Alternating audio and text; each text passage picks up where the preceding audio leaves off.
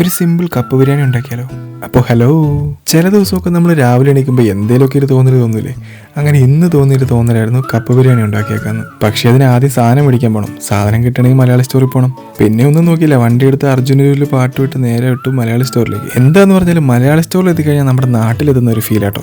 എന്ത് സാധനം വേണമെങ്കിലും ഇവിടെ കിട്ടും. എനിക്ക് തോന്നുന്നു നമ്മുടെ നാട്ടിൽ കിട്ടാത്ത പല സാധനം വരെ ഇവിടെ ഉണ്ടെന്ന് തോന്നുന്നു. ഓരോ സാധനം കാണുമ്പോഴും CD മൂസയിലെ ബിന്ദു പണിക്കരുടെ ബാധ കയറുന്നുണ്ട്. അവിടുന്ന് പിന്നെ ആവശ്യത്തിന് വേണ്ട ഓരോ സാധനവും പിന്നെ കണ്ട അതും ഇതൊക്കെ വാരിപ്പറക്കിയിട്ട് പോകാൻ നോക്കിയപ്പോഴത്തേക്കും ചായക്കടയിലോട്ടും കൂടി ഒരു സൈഡ് വലിവ്. അല്ലെങ്കിലും ചില്ലും കൂട്ടിലെ കടികളൊക്കെ കണ്ടു കഴിഞ്ഞാൽ ആരുടെയല്ലേ കൺട്രോൾ പോകാത്ത. പക്ഷെ പപ്സും ചായം കഴിച്ച് കഴിഞ്ഞപ്പോഴത്തേക്കും ഒന്ന് ചാർജായി. അവിടുന്ന് പിന്നെ വാങ്ങി സാധനങ്ങളൊക്കെ എടുത്ത് തിരിച്ച് വീട്ടിലേക്ക് ഒന്ന് എല്ലാം ഒന്ന് അറേഞ്ച് ചെയ്ത് വെച്ച് ഡ്രസ്സ് മാറി നമ്മുടെ മെയിൻ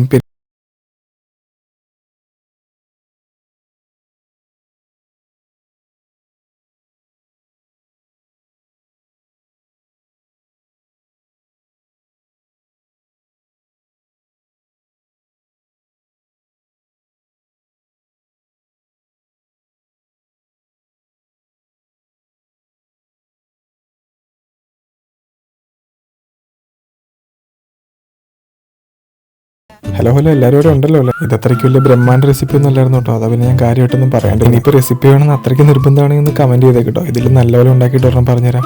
ഭക്ഷണം ഉണ്ടാക്കിയും കഴിച്ചിരുന്ന് മാത്രം പോരല്ലോ. അപ്പം ഞാൻ ബാക്കി പണികളൊക്കെ ചെയ്യട്ടെ. ബൈ.